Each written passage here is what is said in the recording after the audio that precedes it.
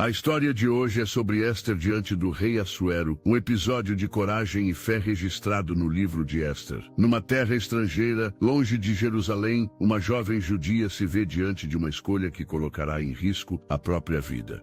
Seu povo, disperso pelo Império da Pérsia, está ameaçado por um decreto de extermínio, e somente uma mulher, uma rainha oculta sob um nome persa, pode interceder. No palácio de Suzã, o brilho das colunas douradas escondia o peso de decisões cruéis. Ester caminhava lentamente pelos corredores, seu coração apertado. Ninguém podia entrar na presença do rei sem ser chamado, sob pena de morte. Ela sabia disso. Ainda assim, após ouvir as palavras firmes de Mardoqueu, quem sabe se não foi para um tempo como este que chegaste à realeza. Ela compreendeu que a vida e o medo não podiam sobrepor-se à fé. À noite, ajoelhou-se diante da janela aberta e orou em silêncio. Senhor, tu que estás sobre todos os reis, dá-me favor diante do homem que tem o poder de decidir o destino dos teus filhos. Durante 3 dias, Ester jejuou. As servas olharam-a em silêncio, participando também no jejum e na oração. Mardoqueu andava de um lado a outro da praça, vestindo pano de saco, suas preces quase sussurradas misturando-se com o vento. Havia um pacto invisível de confiança entre eles. Nenhum podia retroceder. Quando o 3º dia chegou, Éster vestiu o manto real e olhou-se ao espelho. O reflexo mostrava uma rainha, mas o coração pensava numa filha do povo de Deus. É agora, murmurou. O corredor que levava à sala do trono parecia mais longo que nunca. Guardas olhavam surpresos à medida que ela avançava, e o som das sandálias ecoava como um tambor solene. O rei Assuero ergueu os olhos e franziu o senho, surpreso ao vê-la atravessar o limiar sem convite. Os minutos seguintes pareceram eternos. O cetro dourado, sinal de vida e favor, ainda permanecia abaixado. Éster respirou fundo. Tudo que era humano nela clamava por recuar, mas a fé fez seus passos se manterem firmes. Então o rei estendeu o cetro e o coração de Éster se encheu de alívio e gratidão. Deus ouvira.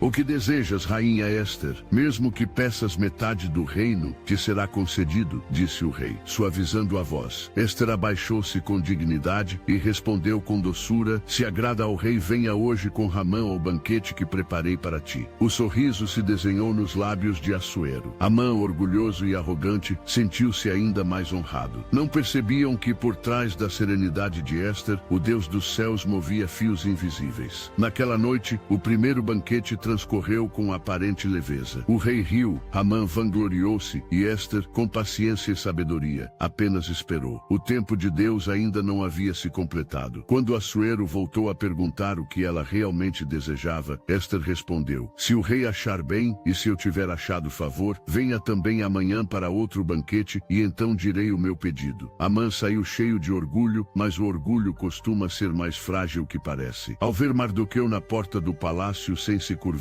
encheu-se de ira e decidiu levantar uma forca para o judeu. Nessa mesma noite, no entanto, o rei não conseguiu dormir. O acaso? Não. O Eterno que vela por Israel despertava-o de dentro do silêncio. Assuero pediu que lhe lessem o livro das crônicas e ouviu por coincidência divina a história de Mardoqueu que havia denunciado um complô contra o rei. Que honra foi dada a esse homem? Perguntou ele. Quando ouviu que nada havia sido feito, o coração régio se perturbou. Ao amanhecer, Amã entrou pronto para pedir a execução de Mardoqueu, mas o rei, antes que ele falasse, perguntou: que se fará a um homem a quem o rei deseja honrar? Pensando que a honra seria para si próprio, Amã respondeu com exuberância: que o homem seja vestido com trajes reais, que ande sobre o cavalo do rei e que o proclamem pelas ruas dizendo: assim se faz ao homem a quem o rei quer honrar. O rei sorriu. Assim seja. Vai depressa e faz como disseste ao judeu Mardoqueu. Amã empalideceu. O orgulho desmoronou. Deus, silencioso, movia os acontecimentos com perfeição. No segundo banquete, o momento chegou. Quando o rei perguntou novamente o pedido de Éster, o salão se calou. Ela ergueu os olhos e falou firme, mas com voz trêmula: se encontrei favor aos teus olhos, ó rei, poupa minha vida, é o meu pedido, e salva o meu povo, porque fomos vendidos para destruição e morte. Assuero fitou-a, surpreso e furioso. Quem ousaria fazer isso? Rugiu. O adversário e inimigo é este mau Amã, respondeu ela. As palavras ecoaram como um trovão. O cenário virou-se em um instante. Amã tremia, o rei saiu enfurecido e os guardas logo o prenderam. Assim, o decreto de extermínio encontrou justiça. A fé de uma mulher humilhada se transformara no instrumento da salvação. Após aquele dia, cartas foram enviadas por todo o império, permitindo aos judeus se defenderem. A tristeza converteu-se em júbilo. As casas antes marcadas pelo medo se encheram de risos, e Mardoqueu ocupou o lugar de Hamã entre os príncipes da Pérsia. Ester, a jovem que um dia escondeu sua origem, tornou-se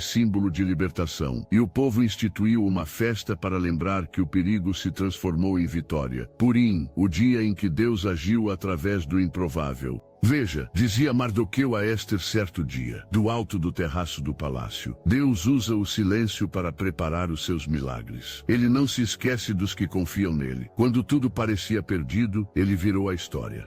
E Ester sorriu, olhando o horizonte cor de fogo. Nós apenas precisamos crer e agir quando ele chama. O eco desse testemunho atravessa o tempo. Quantas vezes o medo ainda paralisa corações, fazendo-nos esquecer que o mesmo Deus continua a levantar pessoas em tempos como este? Ester não tinha poder, exército ou posição escolhida por glória, apenas coragem alimentada pela fé. Hoje, cada crente que se ergue por justiça, que defende o inocente, que ora quando o medo bate à porta, revive o espírito da rainha de Suzã. E talvez enquanto alguém lê estas linhas sentindo-se pequeno diante de ameaças e decisões impossíveis, as palavras de Mardoqueu soem de novo. Quem sabe se não foi para um tempo como este que foste chamado? Porque o Deus de Ester ainda reina sobre qualquer palácio, e a sua providência ainda transforma decreto de morte em festa de vida.